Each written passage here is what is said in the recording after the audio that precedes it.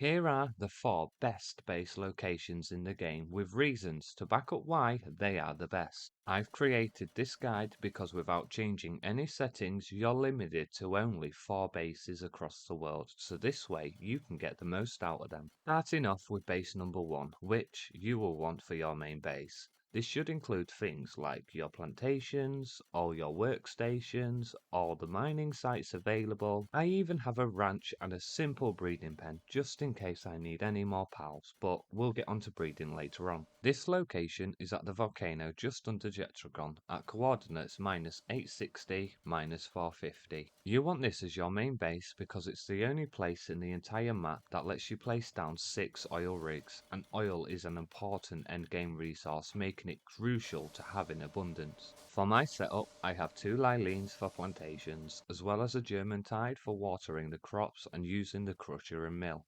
I have a German tide Ignis to handle all the cooking and smelting, with 3 Astagons for all the mining. I also use 3 Anubises to help with all the crafting and picking up items, but as this is your main base you will be doing most of the picking up. I have a bee guard in the ranch which produces me honey, as honey can't be bought. I even added in a demug for extra high quality pal oil, but that isn't necessary. I have a Frostallion Noct for the gathering, as well as a normal Frostallion for the cooler to keep all your food lasting longer. To finish it off, use a single Orzerk, which is enough to power everything as he's maxed out. When you need wood, you can always swap out the mug for Prickster to get to chopping, but at this point in the game, wood isn't even important. For the second base, I just placed it down in any random flat area. This is because you will want a base just for breeding, as this is where you will spend most of your time to create the perfect pals. You want a base just for breeding, so you can change the working conditions to super hard on the monitoring stand, which speeds up the whole breeding process without getting any of the negative effects from working too hard. I've also placed down a pal condenser, so you don't have to go back and forth between bases to upgrade your pals. For the third base, I like to have an automatic pure Quartz Farm, as this is the only ore which doesn't have a mining site. This is also a late to end game resource, making it very important, especially as you will need lots to create loads of circuit boards for all of your missile ammo. This setup isn't anything special, all I have is some mining pals and some Anubises, so they can mine and store away all the ore. For their food, I just use salads as it's simple to make and it increases their working abilities. For the fourth base, I like to keep it as a spare.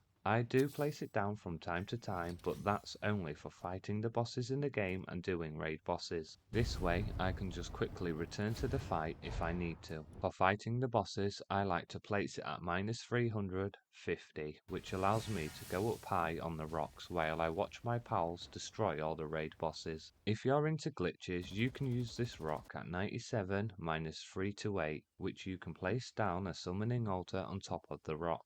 This will then force Blazimet Ryu to be stuck, allowing you and your pals to easily defeat him. These base locations are just my personal favourite and reasons for why I use them.